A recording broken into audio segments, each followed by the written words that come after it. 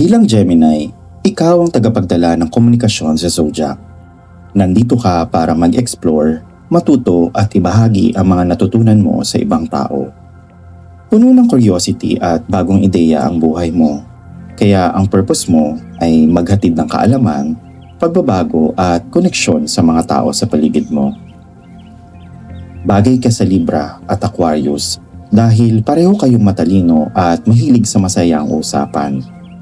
Compatible ka rin sa Aries at Leo kasi kaya nilang sabayan ng pagiging masigla at mabilis mong kumilos.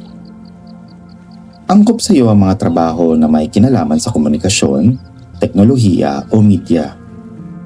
Pwede kang maging journalist, writer, teacher, marketer o broadcaster.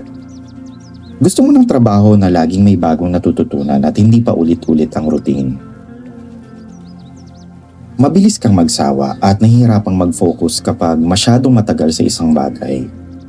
Dahil din sa bilis mong mag-isip at magsalita, may mga pagkakataon na hindi mo napapansin na nakakasakit ka ng loob ng iba.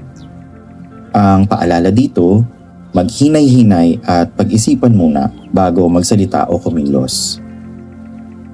Ang baga at respiratory system mo ang dapat mong alagaan, kaya mag-ingat sa sipon, ubo at allergies.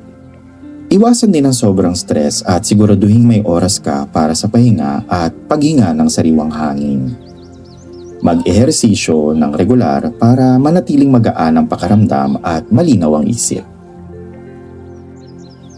Ang narinig mo ay base sa sun sign na kumakatawan sa core personality mo. Pero kung may mga parting hindi mo masyadong na-feel o hindi tumugma sa'yo, normal lang yan. Iba-iba kasi tayo ng birth chart. Bukod sa sun sign, nakakaapekto rin sa personality mo ang ascendant o rising sign at ang moon sign mo. Depende yon sa araw, oras at lugar ng kapanganakan mo, kaya unique talaga ang bawat tao. Kaya kung gusto mong malaman ang mas detalyado at personalized na reading tungkol sa personality mo, pati na rin sa love life, career, finances at iba pang aspeto ng buhay mo, scan mo lang ang QR code sa screen.